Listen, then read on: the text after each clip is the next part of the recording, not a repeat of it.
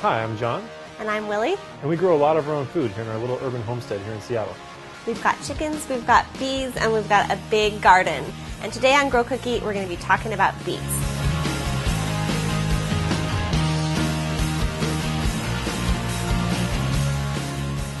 Most people grow beets for the roots, but at our house, we actually really prefer the greens. So you can harvest them young and use them in salads, and then you can also, when they're big and mature, cook them. And our favorite way is to put them on a tart. Yeah, which is pretty much like a donut for dinner. It's not sweet, but it's definitely buttery and rich. Today I'm going to show you how to grow them out in the yard, and then we're going to come back inside and make the tarts. I'll be here getting hungry. Okay.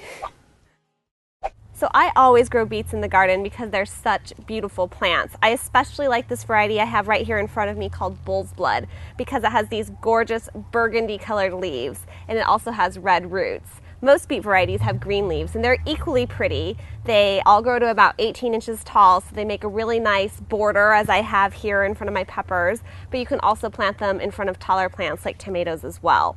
So beets are a plant that grow best in slightly cooler weather, so it's a good idea to plant them in early spring, starting about a week or two before your last frost, and you can sow them through the end of spring, early summer, take a little break, and then in late summer you can begin sowing again for a fall crop. When you're sowing beet seed, it's important to know that beet seed's actually a fruit, so when the seed germinates, you'll often get more than one seedling.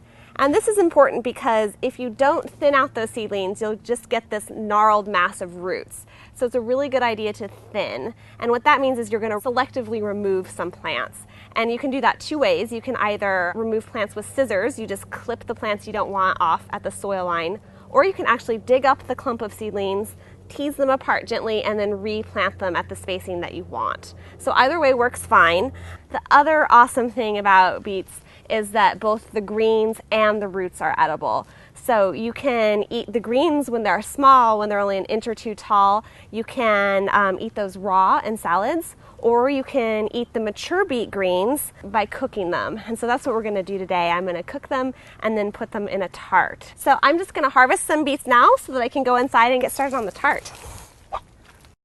To start this recipe, we want to roll out the tart shell, and I've defrosted the puff pastry according to the manufacturer directions, which was for 45 minutes.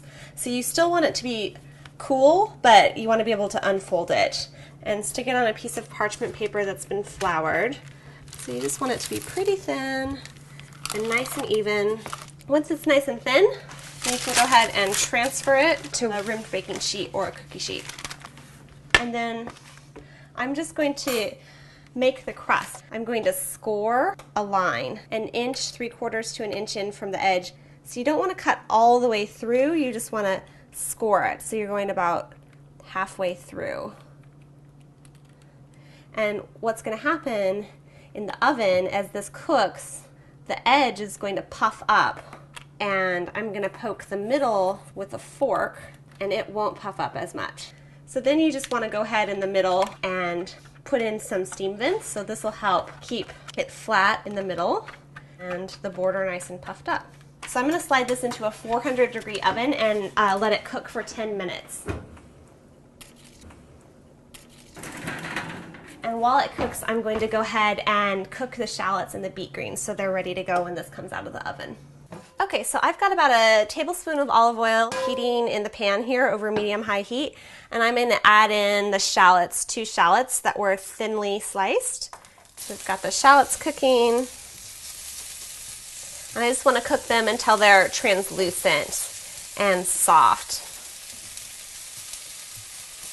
And I cut these thinly because I'm going to just spread them over the tart, and you don't want to bite into a huge chunk of shallots, so I wanted them to be pretty thin.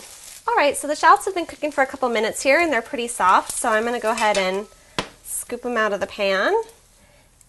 And now I'm going to do the beet greens, so I'm going to put in a little bit more oil, about another tablespoon, and then the greens. And this is 4 cups of packed beet greens, and I washed them before and then sliced them pretty thinly.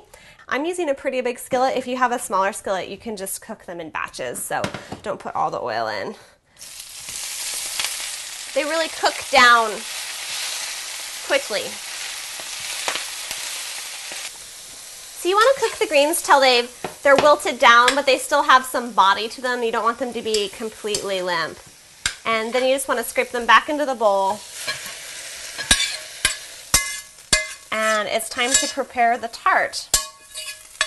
So I'm just going to pull the tart shell out of the oven. And the reason why you bake it for a little bit before assembling the tart is that you don't want it to be soggy after you put on the toppings.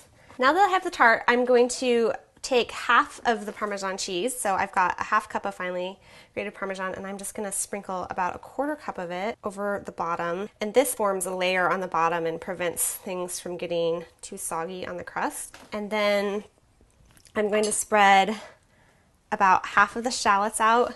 Again, just trying to distribute them. And then spread half the garlic over the top of the shell. And then half of the cheese. And I have fromage blanc here, which is just a soft cheese. You could also use feta, you could use goat cheese, whatever you like really. And then I'm also going to put some of the olives. So basically you're just putting half the ingredients on, scattering them along the bottom, and then we're going to put the beet greens and scatter them along the top so they're nice and pretty. Isn't that great color? And then we're just going to spread the rest of the toppings on. Again, trying to kind of spread them out as evenly as possible over the top of the tart. And really, it's not an exact science, so just stop putting ingredients on at the point when you think the tart looks kind of full. And then the last thing you want to do is spread the last bit of the Parmesan over the top, and then brush the edges of the crust with an egg wash. And so that's just one egg that's been lightly beaten, and we're just gonna brush this egg on the edge of the crust. And that'll give it this really gorgeous kind of mahogany brown color as it bakes in the oven. And we're just gonna toss it back in the oven, and it's gonna bake for about 15-20 more minutes till it gets nice and golden brown. And again, the oven's still just at 400 degrees. And we're just gonna stick it back into the oven. So the tart's been in the oven for about 10 minutes since we put the toppings on, and I think it's ready. It's got this gorgeous golden brown color to the edges. So I'm just gonna take this over to the table, and we're gonna eat dinner. Oh my gosh. I know, I'm hungry. It looks beautiful. Thank you. Where do we even start? You want a corner piece? I think they're the tastiest. All right. Okay, I love this tart because, you know, most people when they grow beets just use the roots, but this is such a delicious tart, and it's so pretty, and it uses up tons of beet greens, which are really good for you. So delicious, Will. Anytime you want to make that, sign me up. I know, I agree. It's one of my favorite things for dinner too. The pastry, the greens that aren't green, still freaks me out a little bit, but it's so tasty.